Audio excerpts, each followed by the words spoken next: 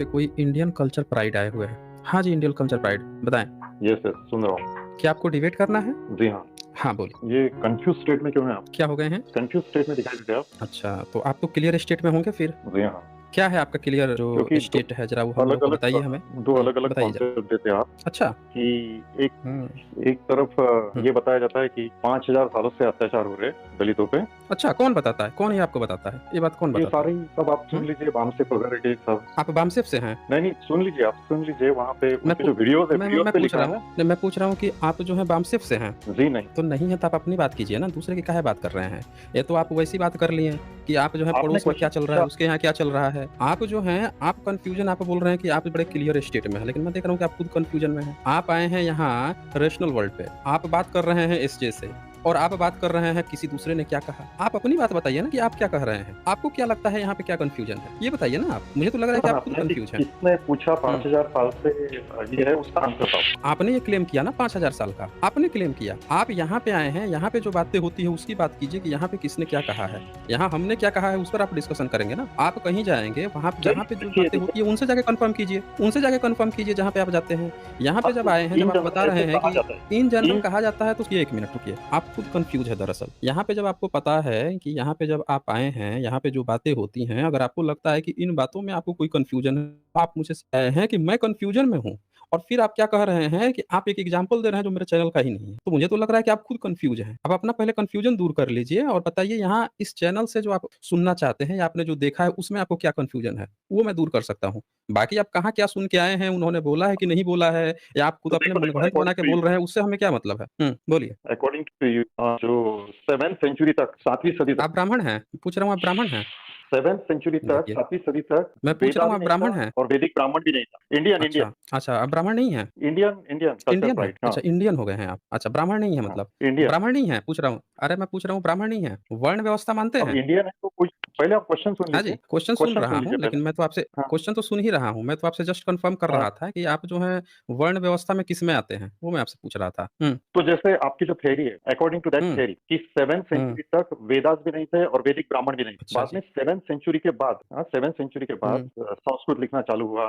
बाद में हुँ। 10th century के बाद आपको क्लियरली वैदिक ब्राह्मण दिखाई देता है, अकॉर्डिंग टू योर थ्योरी। और अच्छा, जो फाइनल सारे अच्छा। ड्राफ्ट बने वो अकबरा के रूल में बने। तो अकबरा के हुँ। रूल में अगर फाइनल सारे ड्राफ्ट बने, सब कुछ बना, तो इसका मतलब तो ब्राह्मणों का काल 500 साल का ही हो रहा है, 500-600 साल का। अच्छा, हाँ? अच्छा, तुम्हारे अकॉर्डिंग टू कैसे? तुम्हारे कॉन्सेप्ट के अनुसार, तुम्हारे अकबरा के देखें, समय यहाँ में। सुने मिस्टर इंडियन कल्चर प्राइड उर्फ ब्राह्मण, यहाँ तुम्हारे और तू तड़ा की लैंग्वेज में बात नहीं होती है। यहाँ पे मुझे नहीं पता है ना आपने परिचय दिया है और मैं फिर से बता देता हूँ कि दे भी दिए होते परिचय, तो भी मैं बता देता हूँ यहाँ पे तू तड़ाक तुम्हारे गाली-गलौज की लैंग्वेज में बात नहीं होती है। आपको बात करनी है, तमीज़ में बात करनी होगी। जो शिष्टाचार के नियम हैं, अन्यथा इसको डिबेट का उल्लंघन माना जाएगा और आपको अपनी बात रखने का मौका नहीं मिलेगा। तो उम्मीद करता हूँ आगे आप अपनी लैंग्वेज पर ध्यान देंगे। हाँ, आप बोलिए। तो आपका जो कॉन्सेप्ट है ना, तो आपने बताया हुँ। कि अकबरा के रूल में अल्लोपनिषद वगैरह लिखा गया, तो फाइनल सारे उपनिषदास, वेदास और ब्राह्मण्य सब जो लिखे हैं वो 10th सेंचुरी के बाद लिखे गए।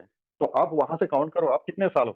बता दीजिए कितने साल हो गए? तो आप अकॉर्डिंग टू यू वैदिक ब्राह्मण केवल 500 साल से है भारत में। आप इतना कन्फ्यूज़ क्यों हैं? आप बता रहे थे ना कन्फ्यूज़, मुझे तो लग रहा है कि आप ही कन्फ्यूज़ हैं। अभी आप बोल रहे हैं कि पिछले 1000 साल में सब चीज़ है। अब फिर आप कह रहे हैं कि 5000 साल हो गया। ये खुल के अपनी बात क्यों नहीं, नहीं नहीं, रख ये रहे हैं आप? आपकी थ्योरी बता रहा हूँ मैं। आपकी मेरी क्या थियरी है? तो 5000 साल कैसे पहुँच गया फिर? अभी आप बोल रहे हैं कि सब चीज़ जो है पिछले 1000 साल में लिखा गया, आपकी थियरी के अनुसार आप फिर 5000 साल पहुँचा दिए। कैसे 5000 साल पहुँच गया पहले? नहीं, नहीं, 5000 साल कहा जाता है सब नेताओं की हुँ। तरफ से कि अत्याचार अरे 5000 सब साल। किसी के द्वारा कहा जाता है, ये हमसे आप क्यों बोल रहे हैं? आप अगर मेरे चैनल पे आए हैं, मेरे अगर कंटेंट देखते हैं, तो मेरी जो बातें हैं, उस पे आप क्वेश्चन कीजिए ना, आपके पास एविडेंस है तो दिखा दीजिए। आप दूसरे की बात को मेरे ऊपर क्यों थोप रहे हैं, मुझे तो ये नहीं समझ में आ रहा है। आपको इतनी तो अकल होगी ना, कि जो जिस जगह पे आप आए हैं, उसके जो कंटेंट है, हमने जो चीज़ क्लेम ही नहीं किया, उसको ज़बरदस्ती आप मुझ पर क्लेम दे रहे हैं, कि ये थियरी है, ये थियरी है। अरे! आपके पास कोई एविडेंस है कि 5000 साल पुराना वैदिक ब्राह्मण है, तो आप सबूत हमें दिखा दीजिए, हम तो इस थियरी को आपकी नहीं मानते। आपके पास सबूत है तो आप दिखा दीजिए। आपको ऐसा लगता है कि अगर ब्राह्मण जो है पिछले 1000 डेढ़ हज़ार साल 7वीं 8वीं सदी के पहले भी ब्राह्मण जो है 3000 4000 साल पहले बुद्ध के पहले ब्राह्मण अगर था तो एविडेंस आप दिखा दीजिए। प्रॉपर दिखा दीजिए। आपका वैदिक जो संस्कृत कहीं लिखावट-पढ़ावट हुआ है, उसका सबूत दिखा दीजिए। कुछ तो दिखाएँगे ना, कोई तो एविडेंस दिखाएँगे ना, दिखा दीजिए हमें। आपका काम है ज़िम्मेवारी का। आप किसी दूसरे का क्लेम उठा के अब मेरे ऊपर थोप रहे हैं। हाँ, बोलिए। तो पद में ब्राह्मण वग्गो है हाँ, और है। ब्राह्मण वग्गो में ब्राह्मणों को हुँ, डॉग कहा है, कुत्ता। क्या कहा गया है? इस पे डॉग डॉग कुत्ता।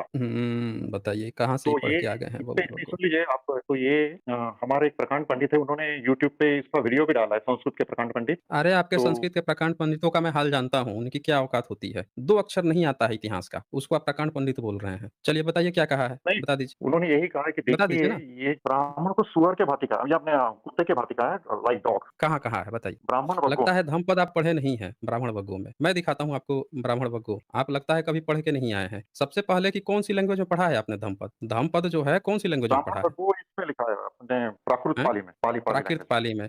अनुवाद किसमें हाँ, किया है आपने? अनुवाद तो संस्कृत पंडित ने किया है हिंदी में किया बताइए है। संस्कृत पंडित ने धम्मपद होता है पाली-पाकित में, अनुवाद कर रहा है संस्कृत वाला और वो भी देवनागरी में। सच्चाई क्या घंटा मिलेगी? ये देखिए ये है आपका धम्मपद, गाथा और कथा। जिसका है उसी के हाथ से पढ़िए, ब्राह्मण के हाथ से पढ़िएगा, उसको अकल बुद्धि होती नहीं है, कुछ का कुछ पढ़ा देगा। ये है धम्मपद। धम्मपद, गाथा और कथा और इस धम्मपद का आप ब्राह्मण वग्गो बोल रहे हैं ना, ये उसी को मैं ओपन कर देता हूँ। ताराराम जी जो हैं, एक्सपर्ट हैं, ये है आपका ब्राह्मण वग्गो, है ना ये ब्राह्मण वग्गो? ये अनुवाद हुँ, किया गया है हिंदी में ब्राह्मण वग्गो, पाली-पाकित में है और उसमें ब्राह्मण शब्द नहीं होता। उसमें होता है वमन, तो वमन वग्गो होता है ये। लेकिन अनुवादक जो हैं आप लोग अनुवाद करके इसका अनुवाद क्या करते हैं हिंदी में ब्राह्मण। चलिए ठीक है ब्राह्मण, लेकिन ये आपका ब्राह्मण नहीं है। आपका ब्राह्मण होता तो वैदिक ब्राह्मण होता। आप पढ़िए इसमें क्या लिखा है, ब्राह्मण वग्गों का पहला ही आप सूत्र पढ़िए। इसमें क्या लिखा है, पढ़ सकते हैं आप स्क्रीन पे? हाँ जी, जी नहीं इंडियन मैं कल्चर मोबाइल प्राइड। नहीं पढ़ सकते, मैं पढ़ के सुनाता हूँ क्या लिखा है। यहाँ लिखा है सावथी में एक बमहन, अनुवाद में ब्राह्मण किया गया है। भगवान बुद्ध की शिक्षाओं को सुनकर अत्यंत ही श्रद्धावान हो प्रतिदिन 16 भिक्षुओं को नित्य दान देने लगा। जब भिक्षु उसके घर जाते थे तो वह अत्यंत श्रद्धा से आइए अरहत लोग, बैठिए अरहत लोग, भोजन कीजिए अरहत लोग आदि कहता था। उसके द्वारा अरहत संबोधित करते हुए जानकर अरहत भिक्षुओं के मन में विचार आता कि यह हम लोगों को अरहत होने को जानता है। तो यहाँ पे ये दिखाया गया है कि जो उस समय के बमहन होते थे वो भिक्षुओं की बड़ी रिस्पेक्ट करते थे और ये खुद दान देते थे भिक्षुओं की। जबकि आपके ब्राह्मण संप्रदाय जो है उसमें ये कहा गया है कि ब्राह्मण का काम जो है दान देना नहीं दान लेना है। आपके यहाँ दान लेने का कांसेप्ट है और भिक्षु से नहीं ब्राह्मण से ही। आप ऋषि मुनि मानने वाले लोग हैं। वैदिक में कहीं भी कोई ब्राह्मण जो है भिक्षुओं को दान नहीं देता, खुद लेता है। ये बुला-बुला के सारे भिक्षुओं को प्रतिदिन 16-16 भिक्षुओं को खिला रहा था। ऐसा काम तो कोई किसान कर सकता है या कोई सामंत कर सकता है। अब पहला जो सूत्र है ये यहाँ पे लिखा है। इस पहला सूत्र में क्या लिखा है पढ़ सकते हैं आप? देख लीजिए। नहीं ठीक है, मैं वो आपको वो बाद में दिखाऊँगा लेकिन आपको पता है कि कॉइन्स पे अश्वमेघ पराक्रम सुन लीजिए, नहीं, नहीं, एक मिनट सुन लीजिए। पार्थावि अब मुद्दा बदल मुद्दा बदल रहा है। 1 मिनट, पहले इसको क्लियर हो जाने दीजिए। आप मुद्दा बदल देंगे ना फिर। अब पहला सूत्र जो है यहाँ पे क्या लिखता है, ब्राह्मण स्रोत को काट दे, तृष्णा के स्रोत को काट दे। ब्राह्मण कर और कामनाओं को दूर कर दे। ब्राह्मण, यहाँ ब्राह्मण मतलब बताएगा क्या होता है ब्राह्मण मतलब। ब्राह्मण संस्कार के क्षय को जानकर अकृत निवारण का साक्षात्कार कर लोगे। गाथा में ब्राह्मण शब्द भिक्षु के लिए प्रयोग हुआ है। क्या लिखा है इसमें धम्मपद में? गाथा में ब्राह्मण शब्द भिक्षु के लिए प्रयोग हुआ है। तो यहाँ पे बताया गया है कि ये जो ब्राह्मण जिसको आप सोच रहे थे कि ये ब्राह्मण वग्गो है, ये सारे भिक्षु लोग हैं। भिक्षु के लिए ही ब्राह्मण शब्द प्रयोग हुआ। अगला भी सूत्र आप देख सकते हैं, उसमें भी लिखा है। अब बताइए कि अगर आप जो बोल रहे थे कुत्ता कहा गया है, तो भाई भिक्षु को कुत्ता क्यों कहेगा भिक्षु? आप लोग तो इसका अनुवाद भी गलत करते हो ना, चक्कर तो आपका यही है कि आप लोग अनुवाद भी गलत करते हो। खुद तो पहले इसमें अपना पिताजी खोज लेते हो कि ये ब्राह्मण आपका वैदिक ब्राह्मण है, जबकि बुद्धिस्ट के लोग हैं, जिनकी किताब है, जिनका धर्म है। मैं कह रहा हूँ कि कोई मुस्लिम का कुरान है, आप ब्राह्मण उसका अनुवाद कर दोगे तो मुस्लिम थोड़े मान लेगा कि आपका अनुवाद सही है। वो तो कहेगा कि नहीं, हमारे जो मौलाना हैं, हमारे मुस्लिम के जो एक्सपर्ट हैं, जो मुफ्ती हैं, वो लोग जो एक्सप्लेनेशन देंगे कुरान का मैं तो उसी को मानूँगा। जैनी वाला भी यही कहेगा, जैन मानने वाले भी कहेंगे कि हमारे जो जैनिज़्म के जो एक्सपर्ट हैं, अरहत लोग हैं, वो जो बात कहेंगे ना हमारे धर्म ग्रंथ का, हम उन्हीं की बात मानेंगे। लेकिन आपकी दिक्कत क्या है कि आप लोग बुद्धिस्ट की किताब की उठा के आप अनुवाद कर लेते हो। अपने हिसाब से अनुवाद करके कहानी सुनाने लगते हो भारतीयों। जबकि आपके ब्राह्मण की किताब अगर जब कोई अंग्रेज ट्रांसलेट करता है, मुस्लिम ट्रांसलेट करता है या ईसाई ट्रांसलेट कर देगा, तो उसको गाली दोगे कि नहीं उन सबको नहीं आता, हमारा धर्म ग्रंथ में मिलावट कर दिया, बर्बाद कर दिया। आप रोना रोओगे। और दूसरा, आप ब्राह्मण हो, आप बोल रहे हो कि आपका कोई संस्कृत का ब्राह्मण है और अनुवाद जो है ब्राह्मण वग्गो, जबकि जो मैंने किताब खोली है बुद्धिज़्म की, ये साफ-साफ लिख रहे हैं कि गाथा में ब्राह्मण शब्द भिक्षु के लिए प्रयोग हुआ है। इसी में ये और भी डिटेल से हर जगह बताते हैं। 2 नंबर गाथा पढ़ोगे, यहाँ भी जब अनुवाद करते हैं, तो इसमें भी वो क्या लिखते हैं, देख लीजिए 2 नंबर अर्थ, जब ब्राह्मण ब्रैकेट में भिक्षु, यानी कि ये मत समझ लेना कि ये ब्राह्मण मतलब आपका वैदिक ब्राह्मण है। यहाँ भिक्खु कहा गया है, भिक्खु 2 धर्मों शमथ और विपश्यना में पारंगत हो जाता है। अब बताइए कि ब्राह्मण जो है आपका, आप इसी धम्मपद का उदाहरण दे रहे थे कि इसमें कुत्ता कहा गया है। भाई इसमें तो कह रहा है कि 2 धर्मों समत और विपश्यना, और समत और विपश्यना तो बुद्धिज़्म का है। तो ये भिक्खु जो है जब इसमें पारंगत हो जाता है, उसको कहा गया है ब्राह्मण। आप जो है कहानी बना रहे थे अपना उसमें कि आपका है। चलिए अब आप अपनी बात कहिए, आप क्या कहना चाह रहे थे? बोलिए। हाँ, संस्कृत के प्रकांड पंडित है वो और यूट्यूब पे तो उनके कल बहुत सारे वीडियो है तो कितने भी वीडियो हों, और लेकिन एक बात पीएचडी भी है बताइए कि पीएचडी संस भी है ये संस्कृत अरे में। पीएचडी से क्या सुनिए, पीएचडी से क्या लेना-देना है? आपके पीएचडीओ की हालत मैं नहीं जानता हूँ क्या पीएचडी है? आपके पीएचडीओ की हालत मुझे नहीं पता है। डिग्रियाँ बिक रही हैं। लाख-लाख रुपए में, 2-2 लाख रुपए में डिग्रियाँ बिक रही हैं, और संस्कृत में कोई पीएचडी है तो भूल ही जाइए कि क्या है हालत। तो हमें कहानी मत समझिए। दूसरी बात कि पाली-पाकित है, और पाली-पाकित का अनुवाद जो है संस्कृत का कोई बंदा जो कहेगा, उससे हम मान लेंगे, हैं? ये पाली के यहाँ पे एक्सपर्ट लोग बैठे हुए हैं। ये बुद्धिस्ट लोग अपनी किताब में लिख रहे हैं कि यहाँ पे, आप एक बात बताइए, यहाँ लिखा है यदा द्वेषु धम्मेषु पारगु होति ब्राह्मणो, यानी कि जब ब्राह्मण 2 धर्मों शमथ और विपश्यना में पारंगत हो जाता है। अब एक बात बताओ, अगर ये ब्राह्मण आपका वैदिक ब्राह्मण है तो उस समथ और विपश्यना में काहे पारंगत होगा? हैं?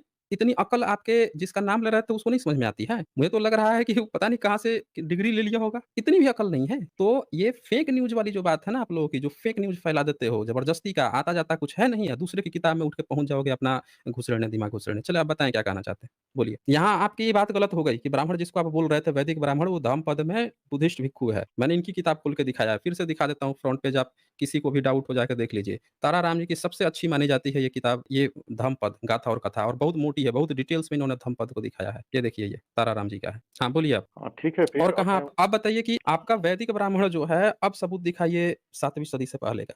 जो बोल रहे थे ना आप, अब दिखाइए सबूत 7वीं सदी से पहले का। एक तो आपका ये गलत हो गया यहाँ। चलिए हाँ, तो दूसरा आप देखते हैं आपका। ठीक है, उनसे बात कर लूँगा मैं। वो यूट्यूब के काफ़ी फ़ेमस है और कई नहीं, कोई यूनिवर्सिटीज़ में फ़ेमस उनके नहीं है। लेक्चर होते सुनिए, हैं। हमें किसी से नहीं मतलब है। आप लोगों की पूरी कहानी हमें पता है। मत बताइए हमें, किसी की यहाँ पे आप जो है अननेसेसरी किसी की प्रशंसा मत कीजिए। जो इतनी झूठी बात यहाँ पे उसकी बातें जिसकी गलत हो रही है, इससे ये भी पता चल रहा है कि वो कितनी झूठी-झूठी बातें हर जगह प्रोपेगेट करता है। फेक न्यूज़ फिर फैलाता है। भई जब यहाँ पे भिक्षु की बात आ गई तो उनके अपने घर की बात है। वो अपने घर में आपस में बात कर रहे हैं। आप पाली-प्राकृत के एक्सपर्ट नहीं हो। ज़बरदस्ती ये बता रहे हो कि संस्कृत के हैं, और संस्कृत वाला बंदा पाली-प्राकृत में घुस रहा है अपनी दिमाग दिखाने के लिए। एक बात बताइए कि देवानप्रिय शब्द है पाली-पाकित का। सम्राट अशोक अपने लिए लिखवाते थे। संस्कृत के डिक्शनरी में देवानप्रिय का क्या मतलब है? आप बता सकते हैं? बताइए। देवा प्रिय प्रिय मतलब द वन हू हाँ, एडोर्ड बाय बोलिए। गॉड हैं? क्या कहा आपने? एडवर्ड्स भाई?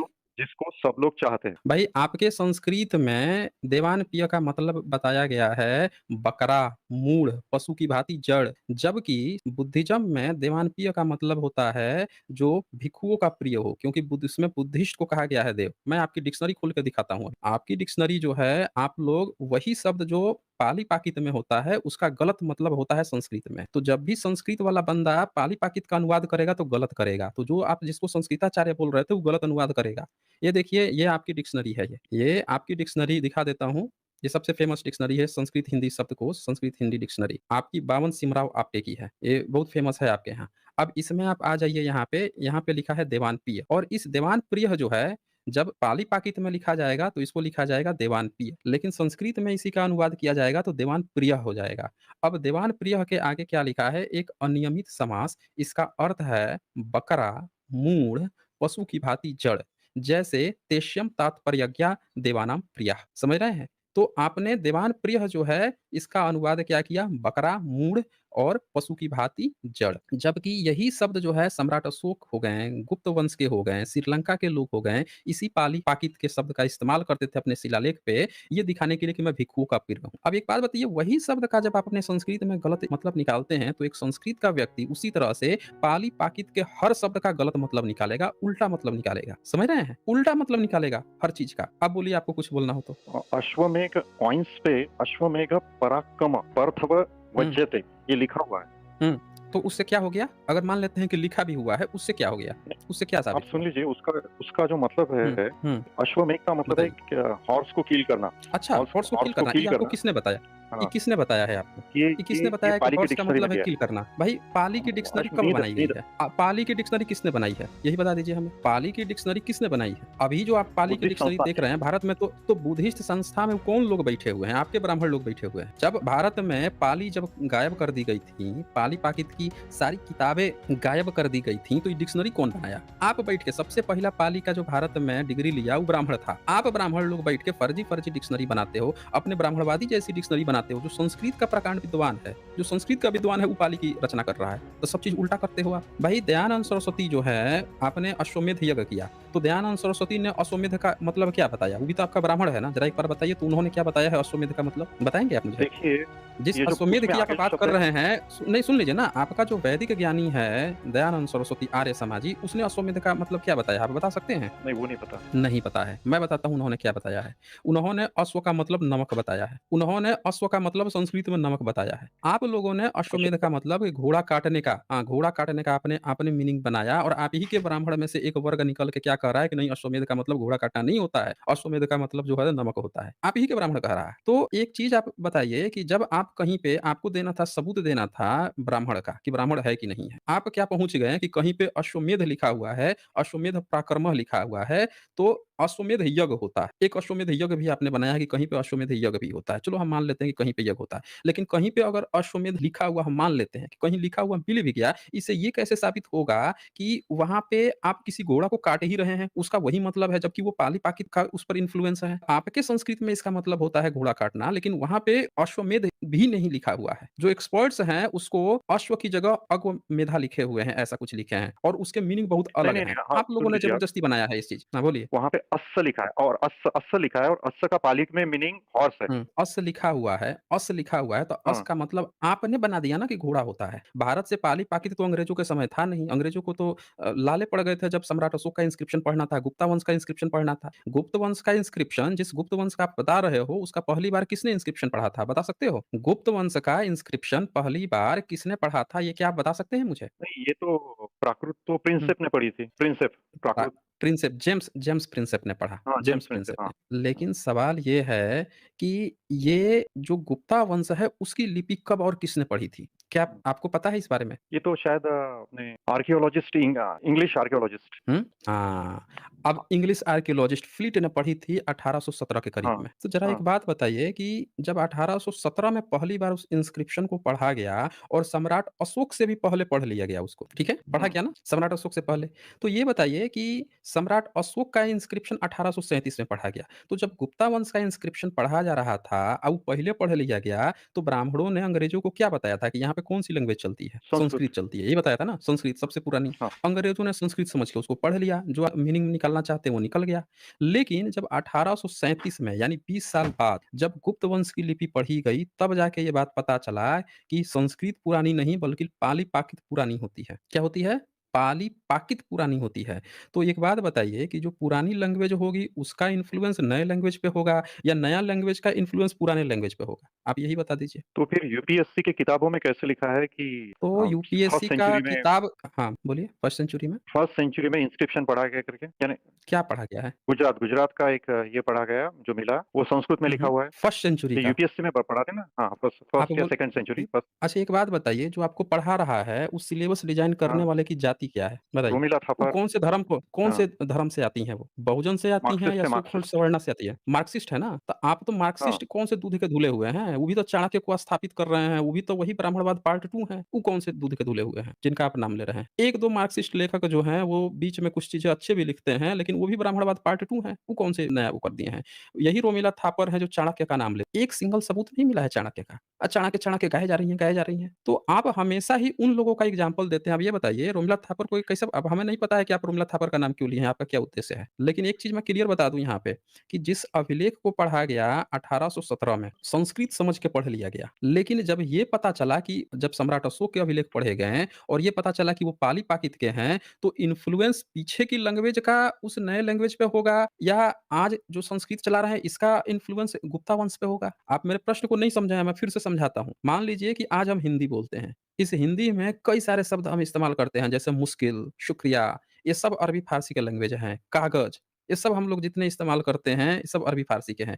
तो इनका इन्फ्लुएंस हमारे हिंदी लैंग्वेज में आ रहा है। क्यों आ रहा है? क्योंकि ये सारी लैंग्वेज हमसे पहले भारत में थी, आ गई थी मतलब। तो जो पहले लैंग्वेज होगा, उसका इन्फ्लुएंस आता है बाद वाली में। आपने उल्टा पढ़ाई किया है। आप पहले अंग्रेज़ों को बता दिए कि संस्कृत पुराना है और गुप्ता वंश को संस्कृत समझ के उसका अनुवाद करवाएँ। बाद में पता चला कि गुप्ता वंश से पहले सम्राट अशोक का अभिलेख था। तो भाई जब पता चल ही गया कि वो पाली-पाकित था, तो अब संस्कृत की तरह उसका अनुवाद आप नहीं कर सकते गुप्ता वंश का। बल्कि गुप्त वंश का जो अभिलेख है, उसका अनुवाद आपको सम्राट अशोक की जो पाली-पाकित है, उसके आधार पर करना पड़ेगा क्योंकि उसका इन्फ्लुएंस उस पर आया होगा। जैसा कि मैंने देवानपिय को दिखाया कि देवानपिय का संस्कृत में आपने उल्टा अर्थ लिखा, लेकिन वही पाली-पाकित में उसका अर्थ जो है, जैसे समुद्रगुप्त जो हैं, उन्होंने भी अपने को देवानपिय लिखवाया। देवानपिय सम्राट अशोक ने भी लिखवाया। यानी कि वो दोनों ही संस्कृत की बात नहीं कर रहे थे, पाली-पाकित की बात कर रहे थे। तो आप उससे जो अर्थ निकालना चाहते हैं अश्वमेध का, उससे अभी भी ब्राह्मण नहीं साबित हो रहा है।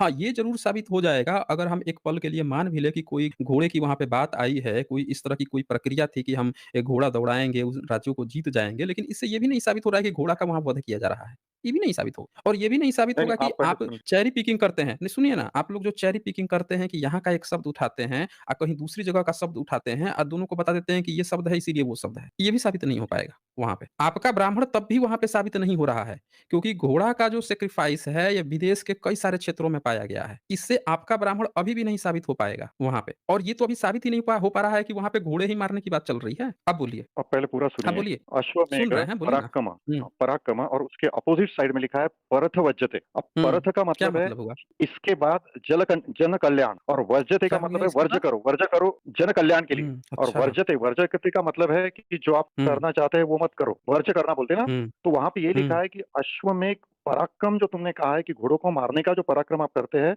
वो इसके बाद हुँ। जन कल्याण के लिए मत करो। अच्छा, ये सब कौन सिखाता है आप लोगों को ऐसे अनुवाद जो है इस पाली तरह से कर पाली कर पाली के? डिक्शनरी, प्राकृत डिक्शनरी। पाली-पाकित नहीं सिखाएगी, पाली-पाकित में कहीं ऐसा होता ही नहीं है। सबसे पहले इस परत आप जिसका देख लीजिए, जिस परत क्वाइन की आप जिस राजा की बात कर रहे हैं, आप बताएँगे वो राजा कौन-से धर्म को मानता था जिसका ये क्वाइन है? आप बताएँगे? जिसकी आप नहीं, बात कर इसीलिए रहे हैं, तो मैं उसने दिखा देता हूँ ना। उसने कहा कि ये मत करो आपका करने के लिए क्वाइन बोला है। है ना क्वाइन ये? हाँ, यही तो क्वाइन है, दिख रहा है? हाँ। यहाँ पे कोई घोड़ा को काटते हुए दिख रहा है आपको? नहीं, कॉइन पे इतना नहीं दिखाएँगे ना, वो कॉइन पे तो लिखा है। जब नहीं दिखाएँगे तो आप ज़बरदस्ती कहानी क्यों बना लिए अपने तरफ से? आप लोग हमेशा ही क्या करते हो कि कहीं पे एक लकीर खींच गई, दिख गई तो तुरंत कहानी बना दोगे यही श्री कृष्ण जी अर्जुन को घोड़ा पे बैठा के रथ से ले गए थे, वही रथ की लकीर है ये। तुरंत कहानी आप बना लेते हैं। जब यहाँ पे कहीं नहीं लिखा है कि घोड़ा काटते हुए तो आप अश्वमेध कैसे बना लिए इसको कि अश्व का मेध हो रहा है। उसके जो शब्द हैं, पाली-पाकित के जो शब्द हैं उसके अलग मीनिंग होते हैं।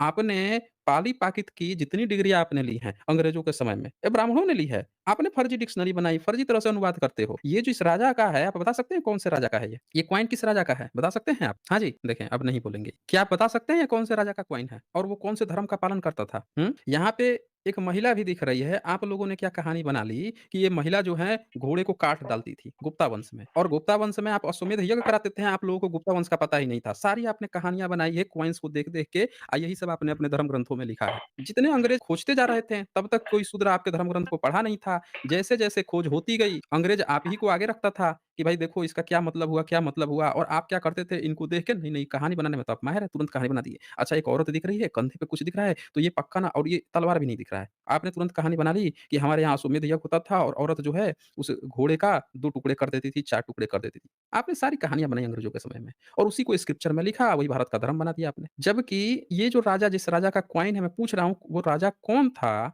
और वो कौन से धर्म का पालन करता था, ये आप नहीं बता पा रहे हैं। मैं फिर से आपसे पूछता हूँ, क्या आप बता सकते हैं ये कौन से राजा का क्वाइन है और कौन से धर्म का पालन करता था? हाँ जी, मिस्टर इंडियन कल्चर प्राइड देखिए, ये नहीं बोलेंगे। ये ब्राह्मण हैं, आ गए हैं अपने एक ब्राह्मण का लेके कहानी, लेकिन बोलेंगे नहीं अब नहीं बोलेंगे ये। क्या हुआ भई? हुँ? ओह! कोमा में चले गए क्या ये?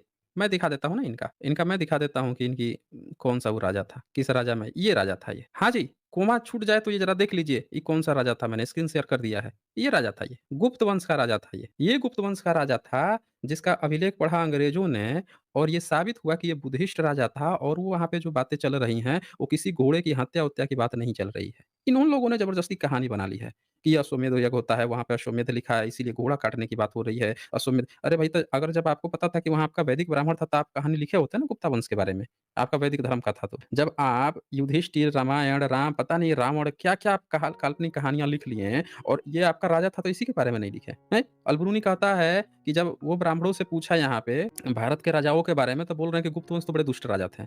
इनको दुष्ट राजा बताया है। क्यों बताया? क्योंकि ये है, उनका अभिलेख यहाँ मिला और उस अभिलेख में यहाँ लिखा हुआ है महाराज श्री कुमार गुप्तस्य। धम्म लिपि में लिखा हुआ, श्री लिखा हुआ है, श्री नहीं लिखा हुआ है, जिसको आप संस्कृत की तरह अनुवाद कर रहे हैं। पाली की डिक्शनरी भी आप लोग क्या किए हैं कि संस्कृत की तरह बना लिए हैं, जबकि उसका मतलब अलग होता है। इसी तरह थोड़ा जूम कर दिया, यहाँ दिखा दिया है कि देखो ये बुद्धा की पोजीशन में बैठे हुए हैं पूर्व पर। एक राजा जो है जब बुद्धा की पोजीशन में बैठा हुआ है, बुद्धिस्ट है, उससे आप जो है उसके कॉइन में जबरदस्ती आप जो है सिक्का घुसेड़ रहे हैं, अश्वमेध कर रहे हैं। और आपके तमाम इतिहासकार लोग भी वही कहानीकार हैं। कहानियां बनाने में सब लोग माहिर हैं। जो नहीं लिखा हुआ है वो खुद से बना लेंगे कहानी। एक बुद्धिस्ट राजा जो है उसके कॉइन में ये लोग अश्वमेध यज्ञ करा रहे हैं। घोड़ा मारता था, काटता था, यज्ञ करवाता था। बताइए, ये बुद्धिस्ट राजा है। तो इंडिया कल्चर प्राइड क्या आप हमें सुन पा रहे हैं? ये तो कोमा में चले गए। चलिए फिर, जब कोमा में चले ही गए हैं तो अब क्या पूछना इनसे।